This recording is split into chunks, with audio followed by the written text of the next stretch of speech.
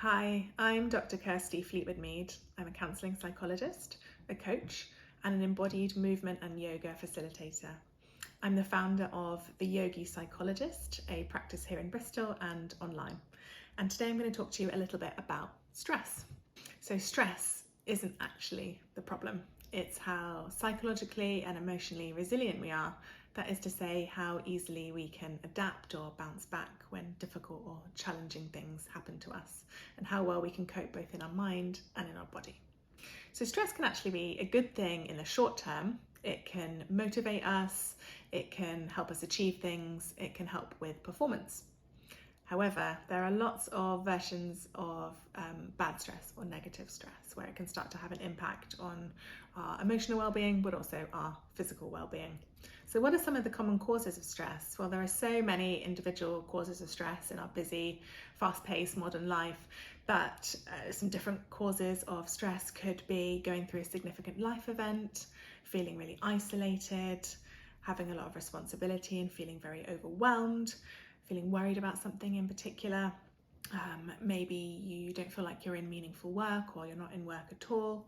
And maybe you feel like you're lacking enjoyable or pleasurable things in your day-to-day life.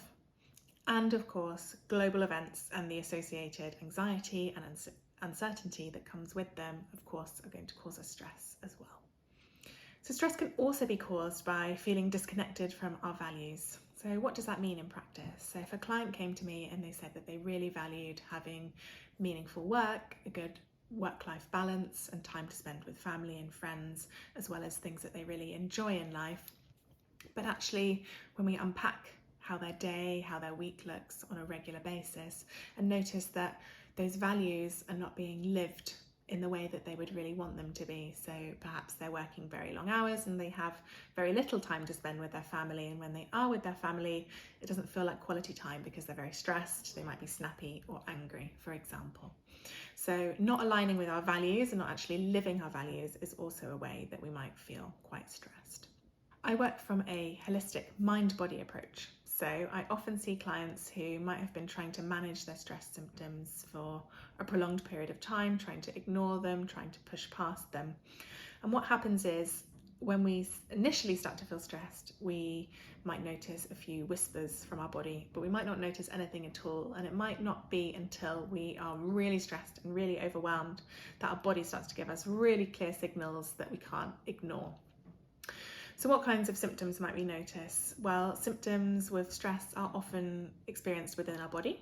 So they might include sleep difficulties, problems concentrating, grinding our teeth, feeling really sick or shaky, or having a racing heart, racing thoughts. We might have difficulties in our stomach. We might feel quite unwell. We might get different aches and pains. We might be quite run down and get lots of different illnesses in quick succession. So when does this start to become a problem?